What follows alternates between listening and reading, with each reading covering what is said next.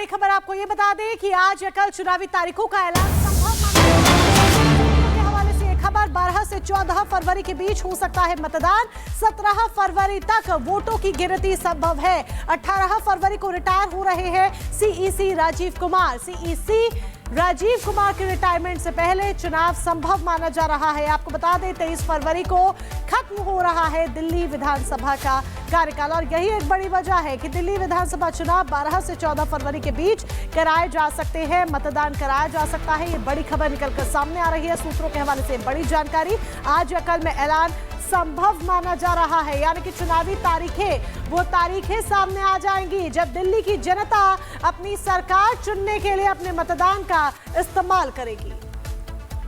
और इसी खबर पर अखिलेश जी हमारे साथ तमाम जानकारी के साथ जुड़ चुके हैं। अखिलेश जी, दिल्ली चुनाव पर सबकी निगाहें टिकी हुई है, क्या माना जाए आज चुनाव की तारीखों का ऐलान हो सकता है?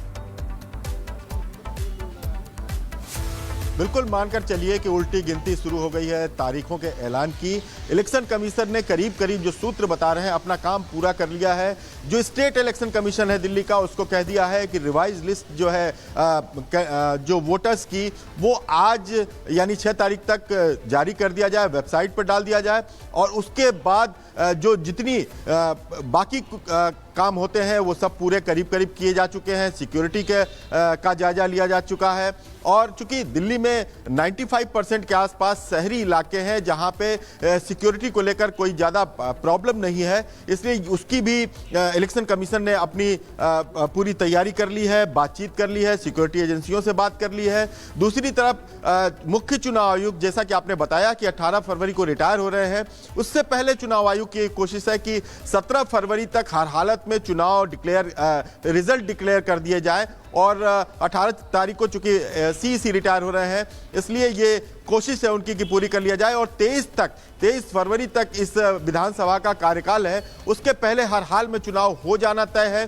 तो ऐसे में कहा जा सकता है कि आज या कल में जो अनुमान लगाया जा रहा है, जो सूत्र बता रहे हैं, उसके मुताबिक चुनाव की तारीखों की घोषणा हो सकती है और इलेक्शन कमीशन चुनाव की तारीखों की घोषणा कर देगा। मॉडल कोड ऑफ कंडक्ट लागू हो जाएगा और 70 विधानसभाओं को लेकर के एक ही तारीख पर यहां चुनाव होंगे, ये भी तय है और जो भी तैयारियां कहा जाए वो इलेक्शन कमीशन ने अपनी तरफ से पूरी कर ली है। तो अब बस इंतजार इस बात का है कि चुनाव आयोग की तरफ से प्रेस कॉन्फ्रेंस का मैसेज आए और वो कब होगी, आज होगी या कल होगी, क्योंकि ये बताया जा रहा है कि अब जब तैयारियां पूरी हो चुकी हैं तो इलेक्शन कमीशन के पास बहुत ज़्यादा वक्त नहीं है। 1 महीने का समय दिया जाता है करीब करीब प्रचार करने के लिए और आपने देखा होगा कि पार्टियां उतर चुकी हैं मैदान में। प्रधानमंत्री मोदी की 2 मेगा रैली हो चुकी है और आम आदमी पार्टी हो या कांग्रेस हो, सबने या बीजेपी हो, सबने करीब करीब, आम आदमी पार्टी ने तो पूरी 70 सीटों पर अपनी लिस्ट जारी कर दी है कैंडिडेट की, कांग्रेस ने भी कर दी है, बीजेपी की लिस्ट लगातार आ रही है। तो ऐसे में कहा जा रहा है कि पार्टियों ने भी अपनी तैयारियां पूरी कर ली हैं और चुनाव आयोग सुरक्षा को लेकर और बाकी जितने एडमिनिस्ट्रेटिव वर्क होते हैं करीब करीब पूरे कर लिए हैं। अब बस औपचारिक तौर पर तारीखों की घोषणा करनी है और इसकी उम्मीद है कि आज या कल में तारीखों की घोषणा हो जाएगी और model code of conduct Delhi में लागू हो जाएगा। तो अब इंतजार करना है कि आज होता है या कल होता है, अब देखना होगा। लेकिन एक तौर से कहा जाए तो चुनाव आयोग ने अपनी तैयारियां पूरी कर ली हैं और अब बस इंतजार इस बात का है कि किस तारीख पूरी हो गई है और इंतजार हो रहा है कि औपचारिक ऐलान कब होगा, क्योंकि दिल्ली के दंगल की जो शुरुआत है वो देखने को मिल रही है। अभी आप सूची की बात कर रहे थे, इधर बात करें भारतीय जनता पार्टी की तो वरिष्ठ चेहरों को मैदान में उतारा गया है, वही बीजेपी ने अपना पुराना फॉर्मूला यहां पर अपनाया है। दूसरी ओर आम आदमी पार्टी की बात करें तो कई ऐसे मुद्दे हैं जो अभी से गूंजते नजर आ रहे हैं जिसकी वजह से सियासत गर्म है।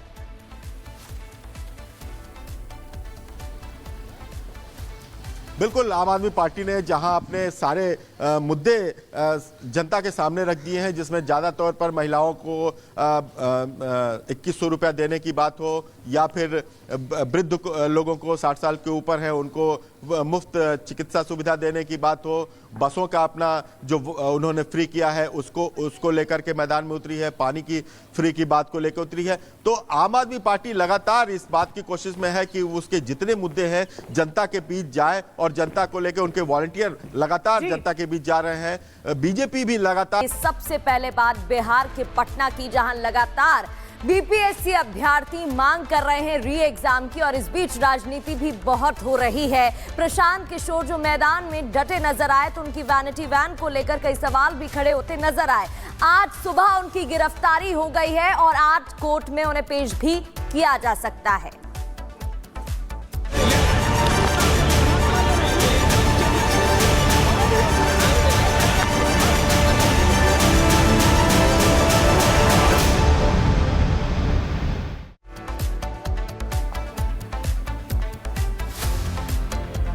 तो पीके गिरफ्तार हो चुके हैं, जंग अब आर पार की हो चुकी है। लेकिन इसी बीच बड़ी खबर आपको ये बता दें कि खबर ये सामने आ रही है, पटना पुलिस आज ही पीके को कोर्ट में पेश कर सकती है। इस वक्त की ये बड़ी जानकारी आपको बता रहे हैं। गिरफ्तारी हुई प्रशांत किशोर की और खबर ये सामने आ रही है कि आज ही पीके को कोर्ट में पेश कर सकती है पटना पुलिस। इस वक्त की बड़ी और अहम जानकारी आप तक पहुंचा रहे हैं। पटना पुलिस जिस तरीके से अब लगातार एक्शन मोड में नजर आ रही है, क्योंकि धरना अवैध रूप से दिया गया प्रशांत किशोर की तरफ से, इसे लेकर आज कार्रवाई एक्शन देखने को मिला और पीके को गिरफ्तार कर लिया गया। पीके के खिलाफ अवैध रूप से धरना देने का केस दर्ज किया गया। नोटिस देने के बाद भी धरना देने पर यह गिरफ्तारी हुई है। गांधी मैदान से आज सुबह प्रशांत किशोर की गिरफ्तारी हुई। इस वक्त की ये बड़ी खबर, क्योंकि देखिए लगातार बीपीएससी छात्रों के विरोध प्रदर्शन को लेकर संग्राम, राजनीति हुई और खबर ये कि प्रशांत किशोर को आज कोर्ट में पेश किया जाएगा। तो प्रशांत किशोर को आज कोर्ट में पेश किया जा सकता है, ये बड़ी अपडेट निकलकर सामने आ रही है। लेकिन आपको ये भी बता दें कि जब हिरासत में लिया जाता है प्रशांत किशोर को तो जमकर झड़प भी होती है। और प्रशासन के बीच में झड़प होती है। पटना पुलिस और पीके समर्थकों में झड़प की खबर है। पटना एम्स के बाद पुलिस से भिड़े हैं पीके समर्थक। पीके को एम्स से लेकर नौबतपुर पहुंच गई है पुलिस, ये भी खबर निकलकर सामने आ रही है। पुलिस ने पटना एम्स के बाहर पीके समर्थकों पर लाठीचार्ज भी किया। दरअसल गिरफ्तारी के बाद पीके को पहले एम्स ले जाया गया था, लेकिन अब नौबतपुर पहुंची है पुलिस, ये खबर निकलकर सामने आ रही है। आधी रात में एक्शन लिया जाता है, जिसके बाद मैदान खाली हो गया है, क्योंकि पहले भी पुलिस की तरफ से प्रशांत किशोर को नोटिस दिया जाता है धरना खत्म करने का, लेकिन बावजूद इसके प्रशांत किशोर गांधी मैदान में डटे रहते हैं। और उसके बाद ये देखिए जो बड़ा एक्शन लिया गया, सर्द रात में ये एक्शन लिया गया, जहां मध्य रात्रि बीच रात पूरा पटना सो रहा था। पटना की सड़कों पर शांति होनी चाहिए, पटना की सड़कों पर ये देखिए दिया सियासी उबाल देखने को मिला और संग्राम छिड़ा। ये देखिए तो तस्वीरें भी आप देख रहे थे कैसे आधी रात में एक्शन लिया गया और मैदान साफ हो गया, खाली हो गया, क्योंकि नोटिस देने के बाद भी प्रशांत किशोर की तरफ से और उनके कार्यकर्ता लगातार धरने पर बैठे हुए थे, जिसके बाद उनकी गिरफ्तारी आज सुबह हो गई है। अब इस पूरे मामले में राजनीति भी हो रही है। आरजेडी और जेडीयू की तरफ से क्या कुछ कहा गया है, सुनिए। तो बीपीएससी अभ्यर्थियों का सवाल उठाया और बीपीएससी अभ्यर्थियों ने कंबल वाले प्रशांत बाबा को नकार दिया, वैनिटी वैन वाले को दरकिनार कर दिया। माननीय उच्च न्यायालय के निर्देश के विपरीत प्रशासन के लगातार आग्रह के बावजूद कानून तोड़ने की जो राजनीतिक आदत लगी, तो प्रशासन ने हस्तक्षेप किया।